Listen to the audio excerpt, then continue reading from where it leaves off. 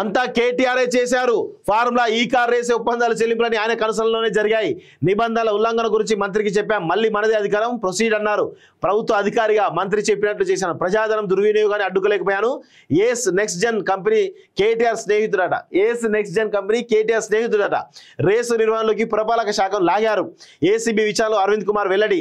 6 గంటల పాటు సుదీర్ఘంగా విచారణ అంటూ చూస్తా ఉన్నాం. సో ఫార్ములా ఈ కార్ రేసు వ్యవహారం అంతా నాటి పురపాలక శాఖ మంత్రి కేటీఆర్ కనుసన్నల్లోనే జరిగిందని అప్పట్లో ఆ శాఖ ప్రత్యేక కార్యదర్శిగా ఉన్నటువంటి వ్యవహరించిన అరవింద్ కుమార్ అవినీతి నిరోధక శాఖ అధికారులకు చెప్పినట్టు తెలుస్తుంది. విదేశీ కంపెనీకి పురపాలక శాఖ నేరుగా నిధులు చెల్లిస్తే చట్టపరమైనటువంటి సమస్యలు వస్తాయని కేటీఆర్కు చెప్పానని, అయితే అంతా తాను చూసుకుంటానని ఆయన అన్నారని అరవింద్ కుమార్ వెల్లడించినట్లు సమాచారం. ఒక ప్రభుత్వ అధికారిగా మంత్రి చెప్పినట్లు నడుచుకున్నానని, ఇందులో తన స్వార్థమేమీ లేదన్నట్లు, అయితే ప్రజాధనం దుర్వినియోగం అవుతుంటే కాపాడలేకపోవడం వాస్తవమేనని ఆయన అంగీకరించినట్టు తెలుస్తోంది. ఫార్ములా ఈ కార్ రేస్ కేసులో ఏటుగా ఉన్నటువంటి అరవింద్ కుమార్ బుధవారం ఏసీబీ విచారణకు హాజరయ్యారు.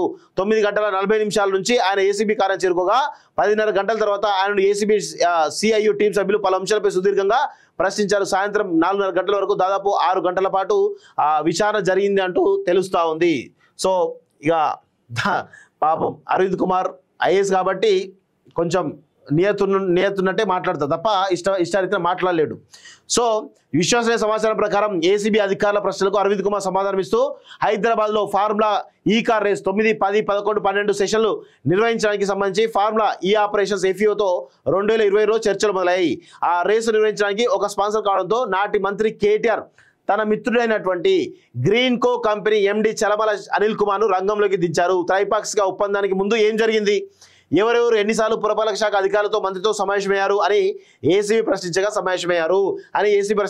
ఒప్పందానికి ముందు తర్వాత జరిగిన విషయాల్లో అరవింద్ కుమార్ పూసకొచ్చినట్లు వివరించారు.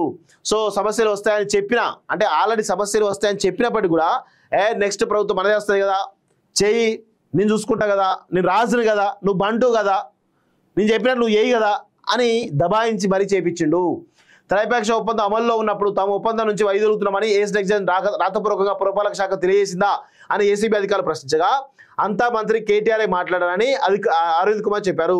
స్పాన్సర్ కంపెనీ తమకు నష్టం వచ్చినట్టు చెబుతున్నందున పురపాలక శాఖే స్పాన్సర్గా ముందుకు రావాలని చెప్పడంతో తాను ఫైల్ తయారు చేసి మంత్రికి పంపించారన్నారు. ఆ సమయంలో లీగల్ సమస్యల గురించి వివరించారని, అయితే డోంట్ వరీ మళ్ళీ మనమే వస్తున్నాం, ప్రొసీడ్ అంటూ అంతా తానే చూసుకుంటానని కేటీఆర్ చెప్పారని తెలిపారు. ఎఫ్ఈఓ నుంచి 54 కోట్లకు వచ్చిన 2 ఇన్వాయిస్లను హెచ్ఎండిఏ ద్వారా చెల్లింపులు చేయాలని మంత్రి ఆదేశించారని చెప్పారు. కేబినెట్ ఆమోదం లేకపోవడం, ఆర్థిక శాఖ అనుమతి తీసుకోకపోవడం, సచివాలయ బిజినెస్ రూల్స్ ఉల్లంఘన, విదేశీ కరెన్సీ చెల్లింపులు, ఆర్బీఐ అనుమతి సంబంధించి ఏసీబీ అధికారులు సంధించిన పలు ప్రశ్నలకు అరవింద్ కుమార్ సూటిగా జవాబు చెప్పినట్లు కొన్ని కీలక డాక్యుమెంట్లతో పాటు కేటీఆర్తో జరిపిన వాట్సాప్ చాట్ మెసేజ్లను కూడా ఆ అధికారులకు అందించారని సమాచారం. పురపాలక శాఖను బలవంతంగా లాగారంటూ చెప్తా ఉన్నాడు.